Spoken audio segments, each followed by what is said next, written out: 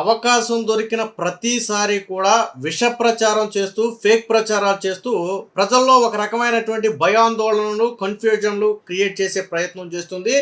నిన్న ఒక్కరోజే YSRCP party official పేజ్లోనే అంటే వైసీపీ అఫీషియల్ సోషల్ మీడియాలోనే 2 ఫేక్ ప్రచారం చేశారు. వాటిని ఆధారాలతో సహా Andhra Pradesh government of Andhra Pradesh fact check కూడా దాన్ని ఖండించింది. అయితే ప్రతిదానికి ఆధారాలు ఉన్నాయి. సరే వీళ్ళు ఏదో గవర్నమెంట్లో ఉన్నారు కాబట్టి ఏదో ఖండించారు అలా కాదు, ప్రతిదానికి ఆధారాలు ఉన్నాయి. వాస్తవానికి అది ఫేక్ అని వాళ్ళకి తెలుసు. కాకపోతే అది ఫేక్ అని తెలుసుకునే లోపు రాష్ట్రం మొత్తం చుట్టొచ్చేది. ఇక్కడ విచిత్రం ఏంటంటే నిజానికి ఫేక్కి మధ్య ఉన్న తేడా ఏంటంటే నిజం అనేది ప్రజల్లో గమ్మున వెళ్ళదు, కానీ ఫేక్ అనేది చాలా ఈజీగా వెళ్ళిపోతుంది. అది ఫేక్ రా నాయన అని చెప్పేలోపు ఆల్రెడీ చుట్టొచ్చేస్తుంది, రాష్ట్రం మొత్తం చుట్టొచ్చేది. జగన్మోహన్ రెడ్డికి 2019లో వెనతో పెట్టిన విద్య ఫేక్ ప్రచారాలు. ఫర్ ఎగ్జాంపుల్ పింక్ డైమండ్ కావచ్చు, డేటా చోరీ కావచ్చు, లేకపోతే చంద్రబాబు నాయుడు 6 లక్షల కోట్ల అవినీతి కావచ్చు. సో ఇవన్నీ గతంలో వచ్చినటువంటి ఫేక్ ప్రచారాలు. ఈవెన్ వివేకానంద రెడ్డిని చంపింది వాళ్ళ కుటుంబ సభ్యులైతే చంద్రబాబు మీద నరాసుర రక్త చరిత్రను రాశారు. సో అది నిజమా అబద్ధమా అని తెలిసేలోపు టైం అయిపోయింది. కమ్మ డిఎస్పీలు 30 మందో 28 మందో కమ్మ డిఎస్పీలకు చంద్రబాబు నాయుడు పోస్టింగ్ ఇచ్చాడు అన్నది. అది వైసీపీ అధికారంలోకి వచ్చిన తర్వాతే చెప్పారు. అందులో 6 కమ్మ డిఎస్పీలు ఉన్నారని. విచిత్రం ఏంటంటే 9 మందే ఎంతమందో రెడ్డి డిఎస్పీలు ఉన్నారు అందులో. వాస్తవానికి కమ్మ డిఎస్పీలు కాదు వాళ్ళంతా. కానీ ఆ రోజుల్లో ఎవరికి తెలిసి ఇవన్నీ? సో పింక్ డైమండ్ అన్నాడు. జగన్మోహన్ రెడ్డి అధికారంలోకి వచ్చిన తర్వాత ఏం చెప్పారు? అసెంబ్లీ సాక్షిగా కోర్టు ఏం చెప్పింది? పింక్ డైమండ్ అనేది లేదని వాళ్ళే కోర్టుకి నివేదిక ఇచ్చారు. అంటే డేటా చోరీ అన్నారు. జగన్మోహన్ రెడ్డి గెలిచిన 6 నెలల తర్వాత గతంలో పెట్టినటువంటి డేటా చోరీ కేసు అబద్ధం, చంద్రబాబు హయాంలో ఎటువంటి డేటా చోరీ జరగలేదని అప్పట్లో సెంట్రల్ గవర్నమెంట్ ఇచ్చింది. సో ఇలా 1 కాదు 2 కాదు, వివేకానంద రెడ్డి కేసు ఏమైంది? అలాగే నిన్న 2 ఫేక్ ప్రచారాలు. ఒకటి, ఒక వార్తా సంస్థకు ఉచితంగా వాళ్ళకు అనుకూలంగా పనిచేస్తున్నారని అప్పనంగా భూమి కట్టబెట్టారనేది ఒకటి. రెండోది ప్రభుత్వ వేధింపుల వల్ల ఒక సచివాలయ ఉద్యోగి చనిపోయారు అనేది రెండోది.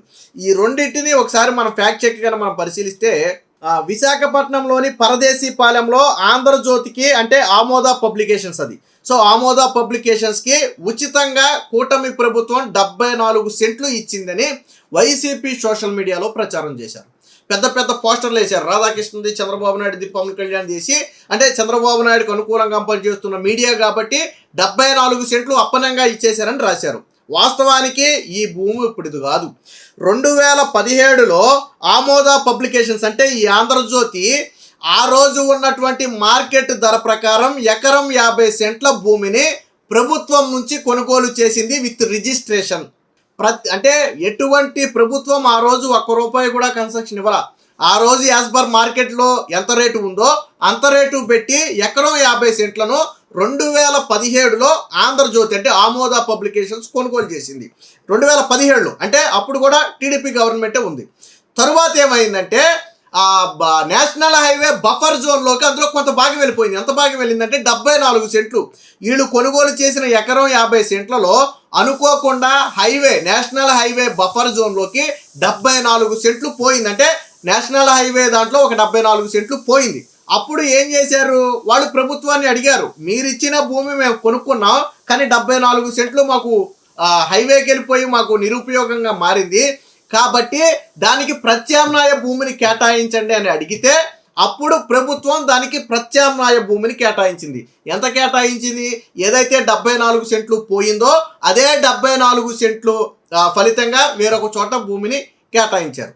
అయితే జగన్మోహన్ రెడ్డి 2020లో జగన్మోహన్ రెడ్డి దాన్ని రద్దు చేశాడు. అప్పుడు జగన్మోహన్ రెడ్డి సీఎం. ఇది క్లారిటీగా రండి. జగన్మోహన్ రెడ్డి ఏం చేశాడంటే ఈ 74 సెంట్లు ఏదైతే బఫర్ జోన్లో నేషనల్ హైవేలో పోయిందని 74 సెంట్లు కేటాయించారో దాన్ని జగన్మోహన్ రెడ్డి ప్రభుత్వం రద్దు చేసింది. రద్దు చేస్తే ఏం చేసింది? ఆమోద పబ్లికేషన్స్ ఏం చేసిందంటే ఈ ఆంధ్రజ్యోతి ఏం చేసిందంటే హైకోర్టుకి వెళ్ళింది. ఏమని వెళ్ళింది? మేము 2017లో ఎకరం 50 సెంట్లు కొనుక్కున్నాం, అందులో 74 సెంట్లు హైవేలో పోయింది, ప్రభుత్వం నుంచి కొన్న తర్వాత పోయింది కాబట్టి ఆ ఫలితంగా మాకు వేరొక చోట భూమిని ప్రభుత్వం కేటాయించింది. ఇప్పుడు ఈ కేటాయించిన భూమిని జగన్మోహన్ రెడ్డి రద్దు చేశాడు. సో మాకు రూల్ ప్రకారం హైవేలో పోయిన భూమిని మాత్రమే మేము తీసుకున్నాం తప్ప ప్రభుత్వం నుండి ఎటువంటి ప్రతిఫలం మేము పొందలేదని చెప్పి హైకోర్టులో ఆమోద పబ్లికేషన్స్ వాదిస్తే ఆమోద పబ్లికేషన్స్ ఆ వాదనతో ఏకీభవించినటువంటి హైకోర్టు 2024 నవంబర్ 29న వారికి ప్రత్యామ్నాయ భూమిని కేటాయించడం కరెక్టే, దాన్ని ప్రభుత్వం రద్దు చేయటం కుదరదు అని గౌరవ హైకోర్టు తీర్పిచ్చింది.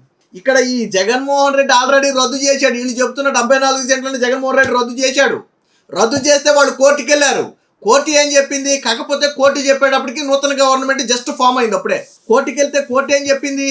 ఈ 74 సెంట్లు లీగల్గానే ప్రభుత్వం కేటాయించింది, దాన్ని రద్దు చేయడం కుదరదు అని చెప్పి జగన్మోహన్ రెడ్డికి లెంపకాయలు వేసింది. వాస్తవానికి ఆయన అప్పుడు సీఎం దిగిపోయాడు అనుకోండి, బట్ లెంపకాయలు వేసింది. పైగా ఏం డైరెక్షన్ ఇచ్చింది హైకోర్టు? వారికి ఆ భూమిని కేటాయించవచ్చు అని డైరెక్షన్స్ ఇస్తే ఆ 2024 నవంబర్ 29న ఏదైతే హైకోర్టు డైరెక్షన్స్ ఇచ్చిందో ఆ హైకోర్టు ఆదేశాలను అమలు చేస్తూ ప్రస్తుత ప్రభుత్వ భూమి మార్పిడి కింద ప్రత్యామ్నాయ భూమిని కేటాయించారు. దీనికి ఇచ్చినటువంటి జీవో 492 తప్ప కొత్త జీవో కాదు. అంటే ఈ 74 సెంట్లకు ఆల్రెడీ గతంలోనే ఆయన పే చేశాడు. కాకపోతే వేరే చోట పే చేశాడు. ఆ భూమి పోయింది కాబట్టి ప్రత్యామ్నాయ భూమిని తీసుకున్నాడు తప్ప 1 సెంటు భూమి కూడా ప్రభుత్వం అదనంగా ఇవ్వాల. ఇది మొదటి ఫేక్. వైసీపీకి తెలిసిదా? అసలు కోర్టుకి వెళ్ళిందే జగన్మోహన్ రెడ్డి కదా, కోర్టు చివాట్లు పెట్టింది కదా, జగన్మోహన్ రెడ్డి రద్దు చేయడం కుదరదని హైకోర్టే చెప్పింది కదా, హైకోర్టు ఆర్డర్స్నే కదా ఇప్పుడు కూటమి ప్రభుత్వం పాటించింది. సో అది మొదటి ఫేక్. ఇక రెండో ఫేక్ ఏంటో చూద్దాం.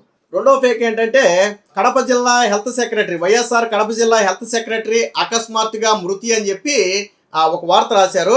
సర్వేల గురించి అధికారుల వేధింపు, గట్టిగా ప్రశ్నించడంతో ఆవేదనకు గురైన విజయకుమారి, ఆ ఒత్తిడితోనే అస్వస్థత, మర్నాడు కన్నుమూత అని సర్వేల పేరుతో అధికారుల వేధింపులు అన్నట్టుగా వైఎస్ఆర్సీపీ అఫీషియల్లోనే ఒక వార్త అయితే రాశారు. ఏంటి దీని ఫ్యాక్ట్ ఏంటంటే వాస్తవానికి ఈవిడ సచివాలయ ఉద్యోగి జి విజయకుమారి. అయితే విషయం ఏంటంటే ఈవిడ కడప జిల్లాలో హెల్త్ సెక్రటరీగా పనిచేస్తుంది. కానీ వేధింపులు అనేది అవాస్తవం. ఎందుకనంటే ఆమె మరణానికి అసలు కారణం ఏంటంటే ఆవిడ గత 6 సంవత్సరాల నుంచి కూడా దీర్ఘకాలిక గుండె మరియు ఊపిరితిత్తుల సంబంధిత సమస్యలతో బాధపడుతుంది. దీనికి గాను ఆవిడ 2 హాస్పిటల్స్లో ట్రీట్మెంట్ పొందుతుంది. ఒకటి హైదరాబాద్లోని యశోద హాస్పిటల్స్, 2 బెంగళూరులోని సెయింట్ జాన్స్ హాస్పిటల్. ఈ 2 హాస్పిటల్స్లో కూడా ఈ విజయకుమారి అనే మహిళ ట్రీట్మెంట్ తీసుకుంటుంది. గత 6 సంవత్సరాల నుంచి కూడా తీసుకుంటుంది. ఈవిడికి ఉన్నటువంటి వ్యాధి పేరు కూడా ఏంటంటే క్రానిక్ పల్మరీ థ్రాంబో ఎంబలిజం, అంటే ఊపిరితిత్తులు రక్తనాళాల్లో రక్తం గడ్డగట్టడం, అలాగే పల్మరీ హైపర్ టెన్షన్. ఈ 2 కూడా ప్రాణాంతకమైనటువంటి వ్యాధులు, అంటే ఎప్పటికైనా కొంచెం రిస్కీ ఉన్నటువంటి వ్యాధులు.